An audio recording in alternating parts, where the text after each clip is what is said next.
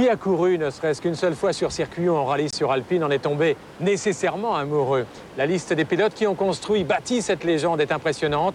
Bernard Darniche a essayé pour nous sur le circuit Jean-Pierre Beltoise l'A110 1600S, l'A310 200 chevaux et cette A610 Turbo.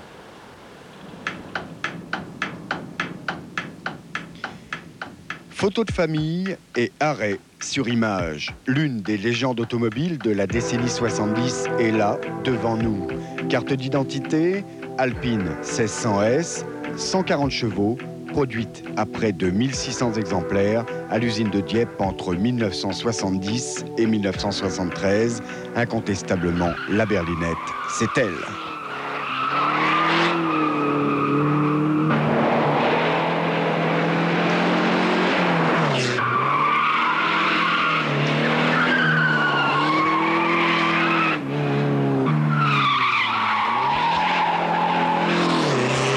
Il faut savoir quand même qu'en championnat, après 1 ou 2 heures de fonctionnement, on changeait tout. Mais très rapidement, les amortisseurs, les triangles, parce que c'était justement des éléments très proches de la série. Jean Redley et toute son équipe avaient fait de façon à ce que la voiture de série soit quand même très proche de la voiture de course. Bien entendu, le poids, etc., faisait que la voiture était beaucoup plus performante. Et surtout, les moteurs à cette époque-là, qui étaient très différents. Nous fonctionnions à cette époque-là avec des moteurs mignotés, qui étaient vraiment le top et le summum de la préparation moteur à cette époque. Cette auto, avec la dépression intérieure, quand on arrivait à plus de 160 km/h, le toit de la voiture descendait par l'aspiration de l'habitacle de l'air.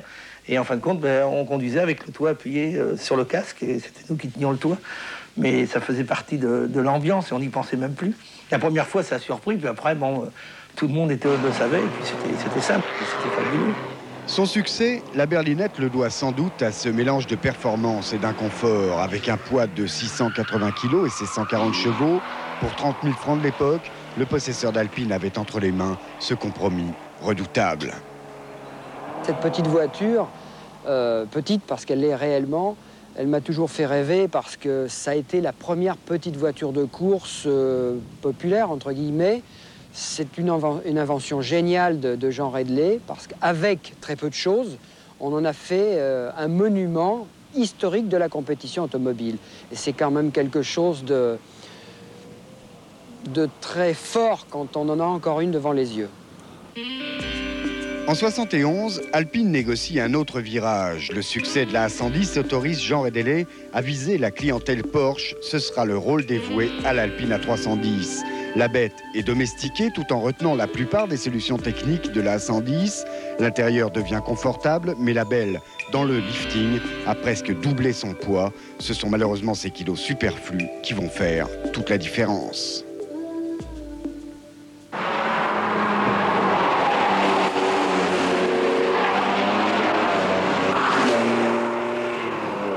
La voiture remportera malgré tout encore de nombreuses victoires en rallye, mais en 1974, c'est le choc pétrolier. La France prend peur, les ventes baissent dangereusement et certains affirment que si Renault n'avait pas été là, Alpine aurait déjà disparu à cette époque.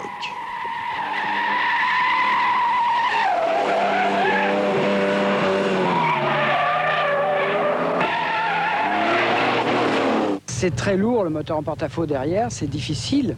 Et puis, j'ai quand même un certain respect pour ces voitures qui sont un peu des grands-mères quand même.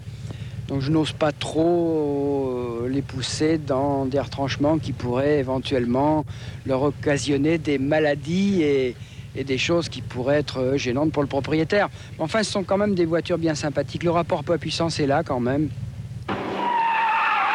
Aujourd'hui, c'est sur la seule A610 et son 6 cylindres turbo-compressé développant 250 chevaux que repose la survie de la marque. On est loin, très loin de la philosophie alpine des débuts, tellement loin qu'on l'a même presque totalement perdu de vue. Malgré tout, les qualités de la voiture sont évidentes. Non, c'est plus une Alpine parce qu'elle est étanche, il ne pleut plus dedans. La 610, c'est une voiture européenne, extrêmement confortable, efficace en tenue de route, puissante en freinage, qui donne ce que les gens demandent et attendent d'une voiture.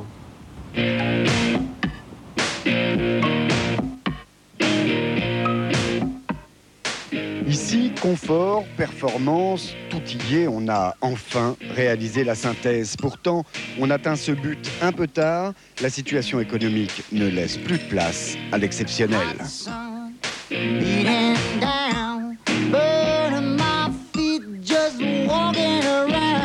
Une voiture rapide, puissante, avec le turbo. L'effet turbo, pour moi, c'est quelque chose d'important, parce qu'il y a le couple, il n'y a pas besoin de tirer sur les régimes. Une voiture confortable, silencieuse, qui permet d'emmener épisodiquement, un peu plus qu'épisodiquement d'ailleurs, 2 personnes derrière. Il ne faut pas être un géant, mais on y rentre bien. C'est très bien calé, très confortable. Et puis, elle permet un déplacement sur autoroute rapide, sans une consommation exagérée, donc une autonomie importante. La 610 reste incontestablement une GT d'exception. Mais comme on le dit chez Renault, sans cynisme apparent, si vous voulez soutenir aujourd'hui la marque, achetez Alpine. Je vous rappelle le prix de la 610, 430 000 francs. Merci Bernard pour ta participation à ce turbo préparé par Philippe.